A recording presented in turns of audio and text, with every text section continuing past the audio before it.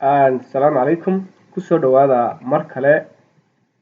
raacday academy channelkan oo aad uga barateen casharo taxanaa oo inta badan la xidhiidha xirfado la xidhiidha aqoonta cilmi baadhisyada gaar ahaan siyaabaha loo diyaariyo tesiska. Waxaan waqtiyadii u dambeeyay intiina aad kula socotay aan ku hawlanaa inaan idiin soo gudbiyo xirfado kooban oo macnaheedu si gaara aan ugu tababarayo ama aan ugu caawinayo ardayda undergraduate-ka ah maadaama ay baahi weyn u qabaan xirfadaha noocan ah oo aanay inta badanna aanay meelihii ay ku habboonayd inay ka qaataan aanay soo gaadhin. That's why ayaan magaranaysaa channelkan jeclaystay inaan idiin soo dhex mariyo xirfadaha ka kooban si aad uga faa'iidaysataan. Marka waxaan jeclahay haddii aad ku cusub tahay channelka inaad subscribe saarto sidoo kale aad share garayso oo dadka ay khusayso aad gaarsiiso fariintan. Waxaan maanta ka hadlaynaa mar kale how to defend your case. Qaybtan ama sida loo difaacdo tesiskaaga qayb kale ayaan kaga soo hadalnay oo ah 3 qaab oo aad tesiskaaga nooca loo difaacdo. Waxaan jeclaystay markaa maanta inaan ka hadlo qayb kale oo aad muhiim u ah oo ka mid ah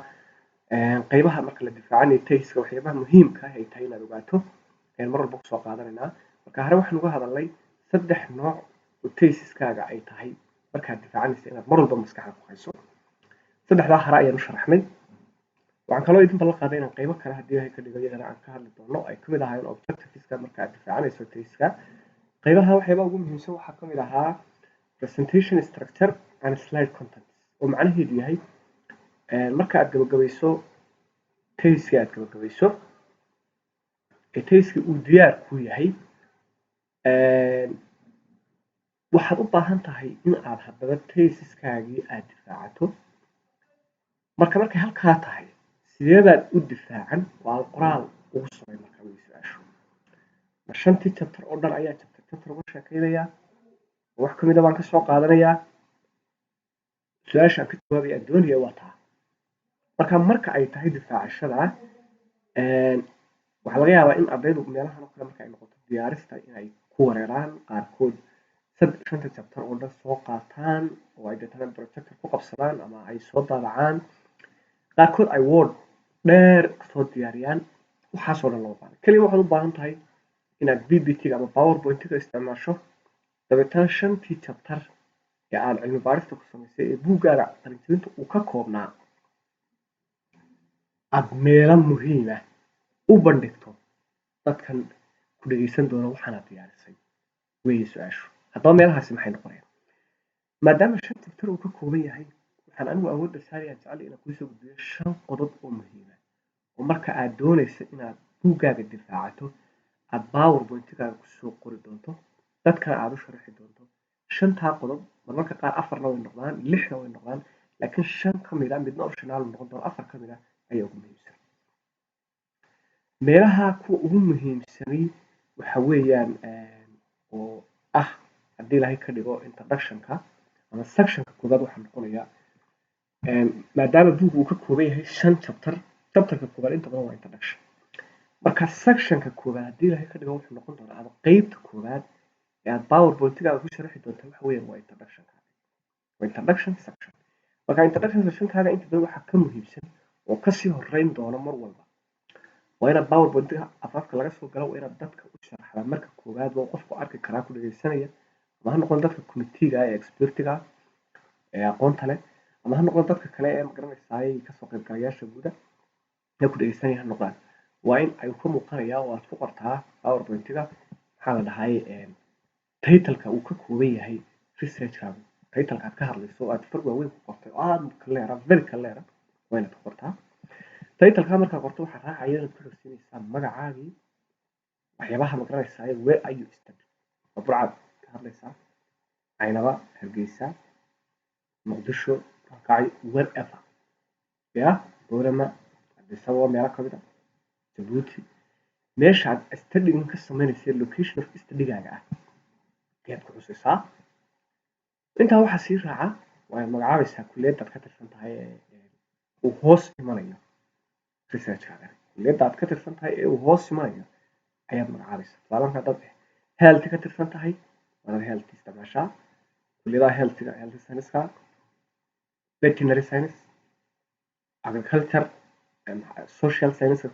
waxaas marka adigu faculty-gaagii oo major-kaaga ay todoba baad qoraysaa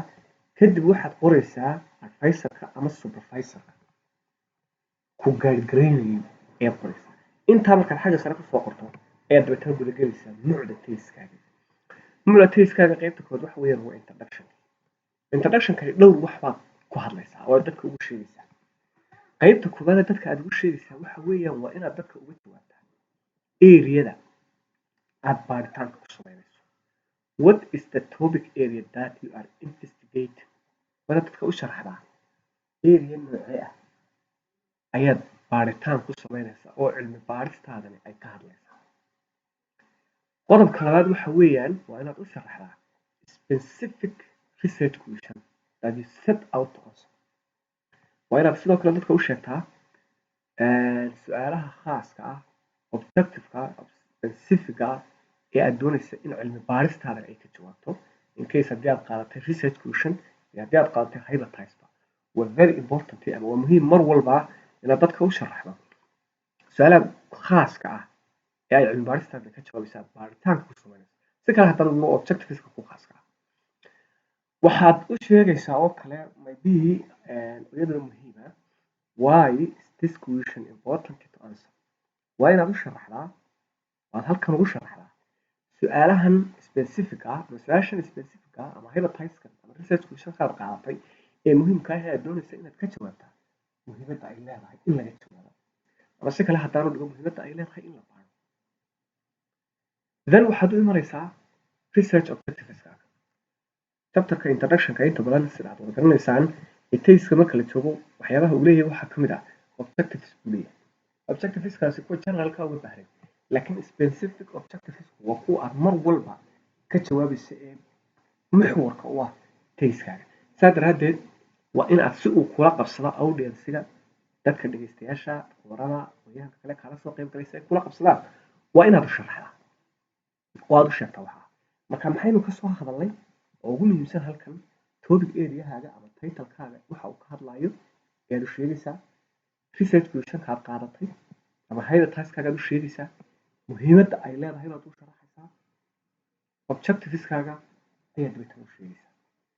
marka qaybtan waa inaanay tusaale ahaan oo kale waxa laga yaabaa dadka in mararka qaar dadka soo jeediyaha lagu caajiso oo ay waqti fara badan isaguna wax fara badan soo diyaarsado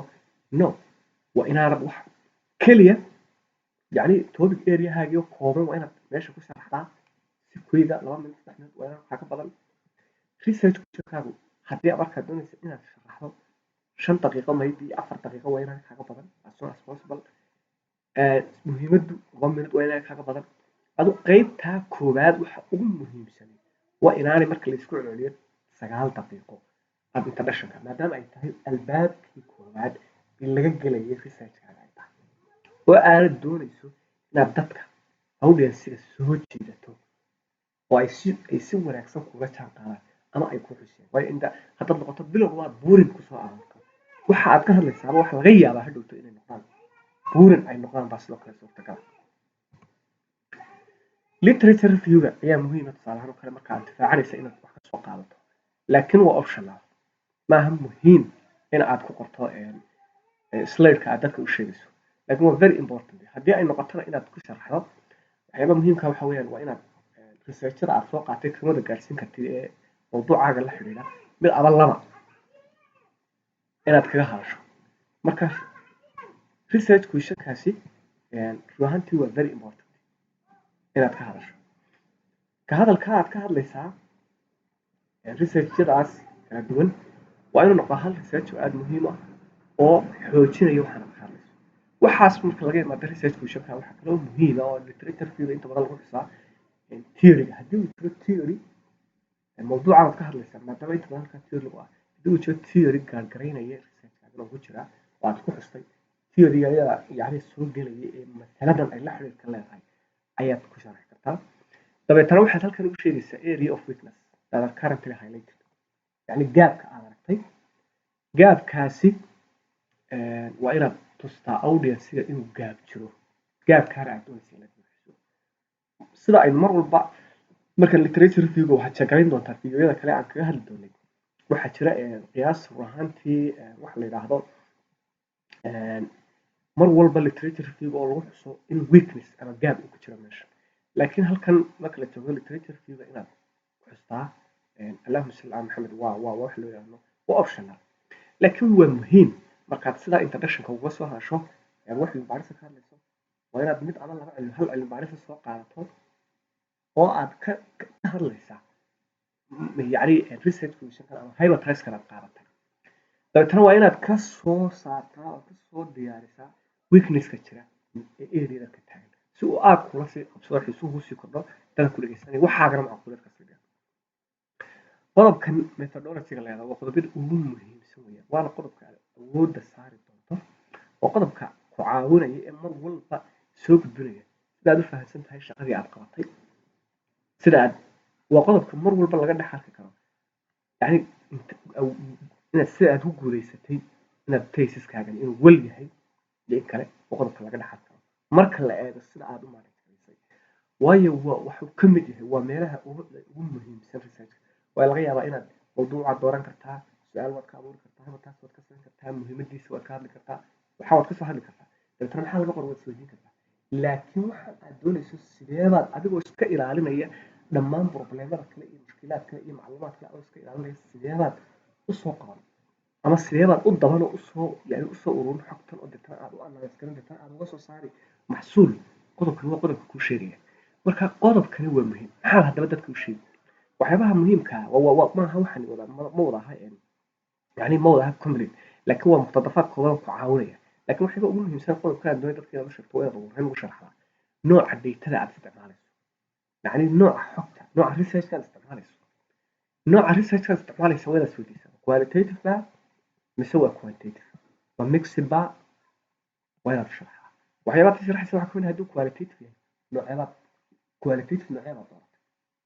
هداد كوانتيتيف استعمال شيء نوع الريسيرش كوانتيتيف كان استعمال شيء هدو ميكس اللي هي ميكس كان لفتيسو وحكى السيف عاوية قارب كرأو سيمرا ويا سوكر وشاتا واكن مركا maadaama type of study-gaagu ama qualitative ama quantitative ama mixed uu ahaa waa inaad isweydiisaa what method ayuu aad magaranaysaa hire garayso oo isticmaashay oo aad xogta kusoo ururisay waa noocaad bilaha qaadato marka dadka waxaad u sharaxaysaa why haddaad qualitative tiraahdo macnaheed waxaa la fikiraya ama interview aad qaatay ama focus group ama waxa la hadlaa ama participation observation waxyaabahaas aad qaatay waa inaad dadka u sharaxdaa why maxaan ku doortay qualitative baan qaatay maxaan interview kaga doortay observation maxaan saasoo kale weer sharaxa quantitative hadduu yahay waad survey isticmaashay questionnaire isticmaashay maxay baan questionnaire ku doortay qaabtan aan dooran lahaa qaab kale aan ku dooran lahaa kale waxyaabahaasoo kale waa inaad isweydiisaa ya waxyaaba muhiimka ah aad ka hadli doonto halkan waxaa ka mid ah populationkaagu nooca uu yahay populationka aad study garayn doonto waa in generally overview ka siisaa populationka wuxuu sii yeelanaya target population baa kusii hoos jiray oo sample ka imaanaya waa inaad u sharaxdaa dabeetana waa inaad samaysaa sampling method waa very important sidee baad u samaysay sampling method yaad iska samaysay number baad ka soo qaadatay calculation baad ku soo saartay calculationkaas ha noqdo mid roughly oo meesha ka muuqanaya ma allahumma salli ala muhammad ab iyo programmaad dhex gelisay markaad heshay totalkaagii waa inaad sharaxdaa and other information la xiriira sida tusaale ahaan oo kale research-kaagu nooca uu sii noqonayo research type-kaagu nooca uu sii noqonayo maadaama aynu xagga hore ka soo hadlay ma descriptive ba ma exploratory ba ya ma evaluation ba waxyaabahaasoo dhan waa muhiim waxa muhiimka ah ee kale halkan lasii xidhiidha waxa weeyaan sida loo analysationka statistical analysationka aad samayn doonto sidaad u analyse garan doonto waa inaad xog ka siisaa qofkan ku dhageysanaya daatada aad soo ururin doonto markaad noocaa kusoo ururisay maxaad ku analyse garan doonta waa inuu xog haysta dabeetana markaad intaad timaado waxaad u imanaysaa result sectionkii oo qaybaha ugu muhiimsan result sectionkaagu waa inaad usoo badaraa waa inaad ka dudaa qoraal inta badan waxaa qurux badan inaad image sawiro isticmaasho ama chart isticmaal ama table la isticmaal hadba kii kuu fudud marka sawirkani waxa uu mar walba ku tusayaa inaad si kooban u sharaxdo wixii dabeetana uu qofka akhristahay si macaan markiiba ula qabsado resultiga marka lagu jiro waxyaaba muhiimka waxa weeye waa inaad u sharaxdaa dheegtada aad soo ururisay waa inaad sharax guud ka saarto dadkan ku dhegeysanaya noocyada kala duwana waa inaad sharax ka siisaa sharaxaasi waa inuu noqon mid overview aad kooban dabeetana waa inaad u timaadaa analysationka aad samaysay wuxuu yahay sida aad u samaysay waxa aad ku samaysay programmada aad adeegsatay hadduu statistics yahay nooca statistics aad ku samaysay marka waa quantitative weeyaan hadduu yahay qualitative oo hal interview ama focus group ah sida aad u analyse garaysay sida aad discussionkii uga soo guday waxyaabahaas oo dhan waxyaabaha muhiimka ah ee halkan ugu muhiimsan waxa weeyaan marka ugu dambeysa waa findings maxaa soo baxay halkan waxaad kaga jawaabaysaa research questionkaagii specific research questionkaagii waad kaga jawaabaysaa waxaad kaga jawaabaysaa objective research waad kaga jawaabaysaa marka waa inaad halkan aad ugu nuxnuxsato then markaad halkan timaado waad gabagabaynaysaa waa conclusionka markaad taagan tahay waa inaad mar walba sida laga yaqaano waa gabagabaynaysaa waa inaad dadka xusuusaa research questionskaagii waa inaad xusuusisaa allahuma salli calaa maxamed dabeetana oo aad tustaa show how your results answer these questions research question ama hypothesis-kaaga sida research questionkaagii aad uga jawaabtay waxaa kasoo baxay waa inaad u sharaxdaa waa halkan ku sheegtaa contributionkaaga research question hypothesis baad qaatay ama research question waad ka jawaabtay resulti baa kasoo baxay resultigaagani muxuu contribute garaynaya waa inaad tustaa yacni muxuu contribute garaynaya macnaheedu waxa weeyaan muxuu usoo faa'iideynayaa bulshada maxay ka faa'iideysaa researchkaaga gabagabada waa inaad u sheegtaa audience-ga ma aha oo odhan maysid dadka audience-ga maadaama yihiin dad aqoonyahana dad lasoo xulay arday waa inay iyagu halkaa ka soo fahmaan waxaa laga faa'iidayo no adiga waa shaqadaada iyaga si doonaan u fahmi karaan laakiin adigu waa inaad u sheegtaa waxa laga faa'iidayo research questionkaaga waxyaabaha aad recommend garaynayso areadan aad waa inaad kusoo sheegtaa gabagabadii waa inaad sheegtaa limitationska kaa horyimid caqabadaha kaa horyimid during kii aad ku jirtay shaqada tan aad ku jirtay maadaama ay shaqo adag tahay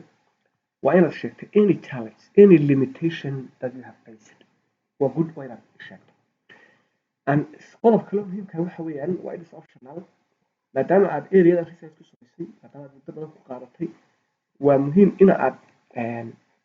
sheegto oo aad u soo bandhigto ereyooyin u dhow ama meelo baaritaana lagu samayn karo futureka marka waa inaad soo bandhigtaa future research question ama future hypothesis ah hypothesisaas maxay yihiin hadhowto maybe waa inaad buugaagana sidoo kale waa lagu xusaa inta badan chapter 5 oo kale waxaa laga yaabaa in qof kale yimaado dabeetana uu arko research questionkan aad samaysay ee u baahan baaritaanka qof kalaba qaadan karo sii abuuri kara marka waa muhiim in aad xusto waayo adigu meel specific aad baaraysa waxaa jira meel kale yaro specific ah oo u dhow oo u baahan in research laga sameeyo saa daraadeed waa inaad u sheegtaa audience-ga anigu halkan baan baaritaan ku sameeyey waxaan baan baarayay objectiveska parameterska baan qaatay waxaan baana kasoo saaray laakiin waxaan ku talinaya in waxyaalaha faa'iidada u leeyihiin si laakiin areadan kale barometeradan kale waxay u baahan yihiin mustaqbalka in baaritaan dheeraada lagu sii sameeyo si iyagana loo ogaado waxa ay ka dhalan karaan and finally recommendationkaaga oo kooban 3 aynu sheegaysaa marka waxaan oo dhan isku soo duuduub waa inaanay ugu badnaan 20 daqiiqo kaaga badan badh waa inaanad ka barin hadaad ugu badnaato inaad ka barin intaa ka dambeeya ma fiicna waa inaad intaa ka barin aad laakiin si nuxur leh oo kooban usoo ururiso intaa waxaan kugu sii darayaa oo aad iyo aad muhiim maskaxa ku haysa waa inaad mar walba dusha ka haysaa min bilow ilaa nihaaya tayskaagu wuxuu ka hadlayo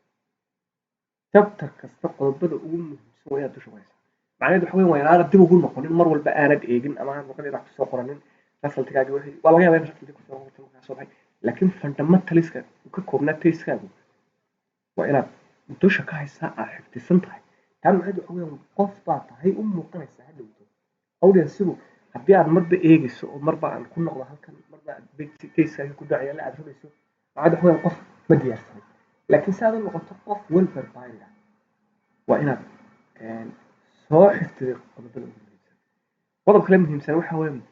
markaad soo diyaariso powerpoint-kaaga sidaa usoo diyaarisaan formatka aad soo raacdo waa inaad soo daabacdaa numberka aad soo raacayso waxaad ugu talagelaysaa dadka ugu muhiimsan aad u malaynaysa hadhowto ee ka midka ah meesha ay su-aalaad dadka weydiinaya ayaad u qaybinaysaa markaad soo kacdo ee dadka committeega ah ee ama magaranaysaa ee dadka aqoonyaha professorada ee ka socda kulliyadaada dadka kale lagu soo macsuumay ee fadhiya halkan panelistiga halkan fadhiya ayaad u dhiibaysaa waxaad isticmaalaysaa technology maybe waxaaba laga yaabaa inuu leerku tago ayaaba suurtagal so that ama cillad kale ay dhacdo deetana halkaa kasii wata sheekadii marka si qofkanina uu isaguna si relaxa isagoo relax ku jiro oo aan mar la soconayn leerkaaga inuu isaguna halkan ka daalacdo deetana wixiiba ay si easily smooth kugu dhamaadaan aad baad u mahadsantihiin waxaan kaa codsanayaa mar labaad inaad channelka subscribe saarto lana wadaagto ciddii ay khusayso ee u baahan mahadsantihiin